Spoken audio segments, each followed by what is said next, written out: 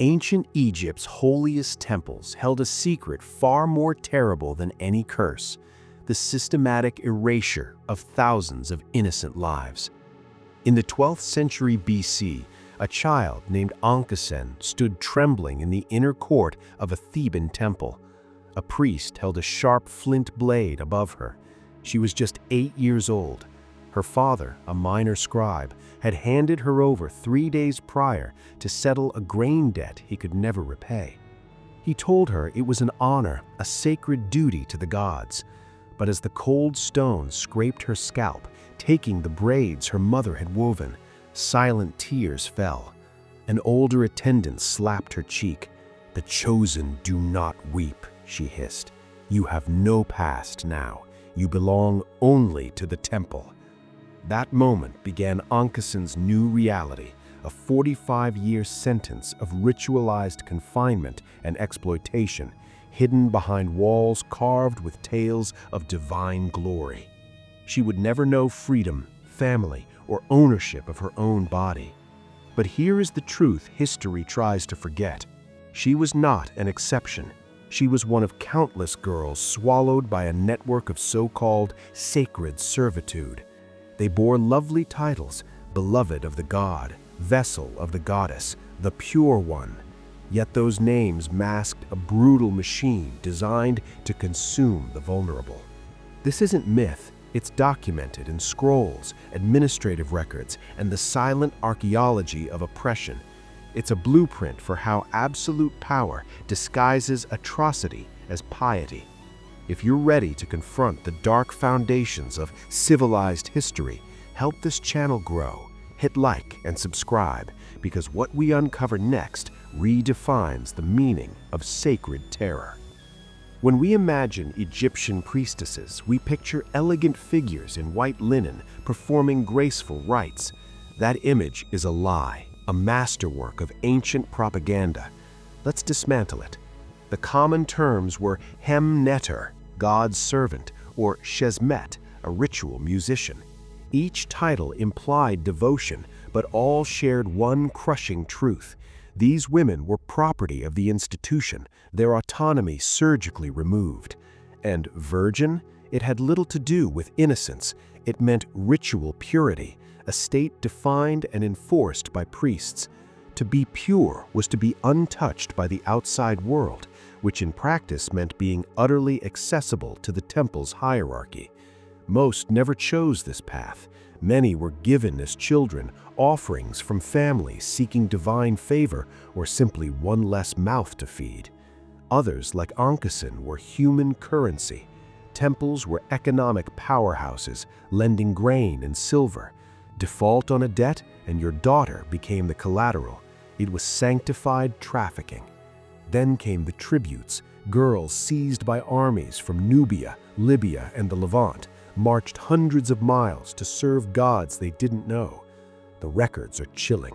Initiates as young as 8 or 9, children incapable of consent.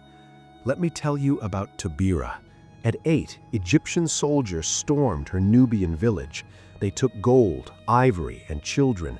Tabira was roped to 12 others and force-marched north. She wept until a guard backhanded her. She learned to cry without sound. Delivered to the temple of Mut, goddess of mothers, she was assigned to serve the deity of motherhood, forever forbidden to be a mother herself. The irony was a perpetual wound. The process to break these children was meticulous. The first step, purification by water. The girl was led to a sacred pool, stripped and washed with natron salt. But this was no simple bath. It was a ritualized inspection, an invasive examination justified as holy necessity. When Ankhesen hesitated to undress, hands tore her clothes away. The water was icy. A priest stepped in, his touch clinical and violating. When she flinched, he gripped her arm. "The gods witness your obedience," he whispered. Her body was no longer her own. Next came the shaving. Every hair was removed, officially for purity, in truth to erase identity. Hair held beauty and pride. Its loss made them uniform, anonymous. When Ankhesen saw her reflection, the face was unfamiliar, a stranger crafted by the temple. Then the renaming. Her birth name was annihilated. She became Neferet Ankh, beautiful is life. She was ordered never to utter her true name again. It was a symbolic death. But the most devastating ritual was the divine marriage. The child was symbolically wedded to the god she would serve. Dressed in fine linen and jewels, she was brought before a towering statue. Priests chanted, claiming to channel the deity's voice. Tabira, aged 10, was led into Mut's sanctuary. The high priest intoned, and she repeated vows she didn't comprehend. I belong to Mut. My flesh is her temple. My days are her property. It was not a blessing. It was a binding contract of ownership, sealing her fate within those walls. Life inside was a study in controlled isolation. Dawn began with ablutions, then donning identical white robes. Days were filled with weaving, grinding grain, preparing offerings, monotonous labor framed as devotion. The true punishment was silence. Unauthorized speech was punished brutally. Ankhesen's only friend was a girl named Satsobek. They whispered at the loom. One day an overseer saw. Satsobek was dragged out. She returned 3 days later, her spirit broken. She never spoke again, then vanished.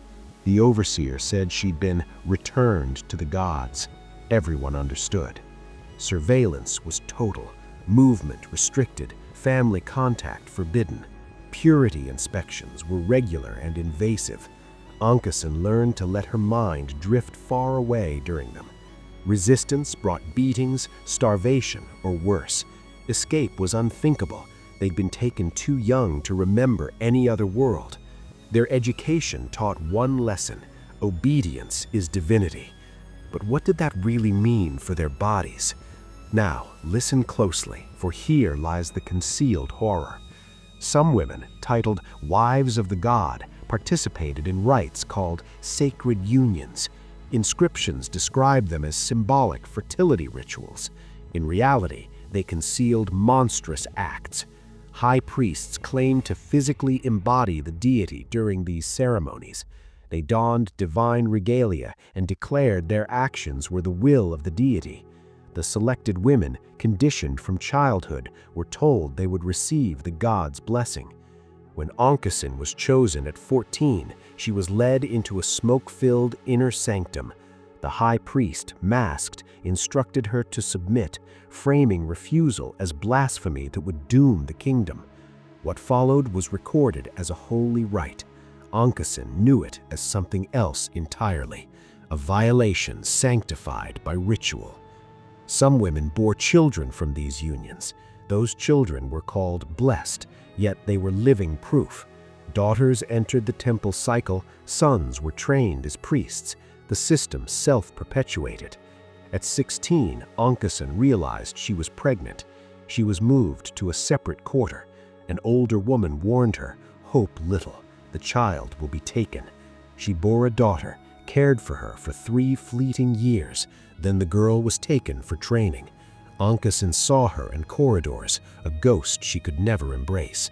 They were erased twice, first by the priests, then by history. Resistance was met with exemplary terror. Dedication to the desert meant being dragged beyond the walls and left to the sun and scavengers. A woman named Henut, who once cried out, "We are prisoners," suffered this fate. All were forced to witness her remains. The lesson was clear. Yet defiance persisted in secrets, a deliberate flaw in woven cloth spelling no, a glance during prayer, a hummed forgotten melody. Most died within the temple, buried in unmarked pits. When Ankhesen passed at 53, she was dropped into a hole with others, no rights. Her daughter, now a servant herself, was forbidden to mourn. Their names were scraped from memory, but in hidden corners they left whispers. On a stone fragment one carved, "I was free, they stole it, remember us." And Tabira, the Nubian girl, etched her final words in a dark chamber. "My mother was Kasa. I heard her songs. I never forgot. This was not my choice. Remember, I lived. Her defiance echoes. I existed. I mattered. This is the truth the grand temples bury. Visitors today admire the majestic pillars, unaware of the suffering etched into their very stones. But now you know. When you see those ancient walls, look deeper. See Ankhesen, Tabira, and the nameless thousands. They were real, they endured, and in faint scratches on stone, they still speak. What should we do with this painful history? How do we honor memories meant to be obliterated? Share your thoughts below. If you believe these silenced voices deserve to be heard, help Shadow of History grow. Hit the like button, subscribe, and turn on notifications.